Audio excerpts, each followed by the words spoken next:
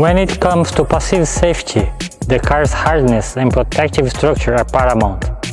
For example, the GWM Canon Alpha has 99% high-strength steel composition, featuring a robust trapezoidal frame structure and an anti-roll bar.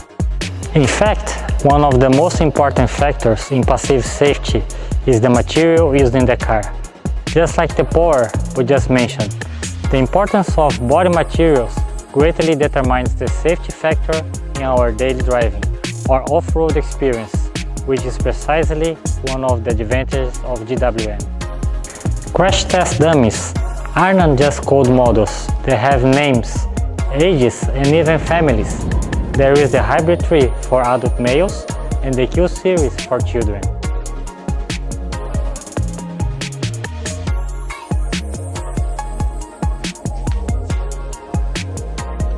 These virtual testers are packed with sensors that, during collisions, break bones and injure organs, using their body data to tell engineers where to improve.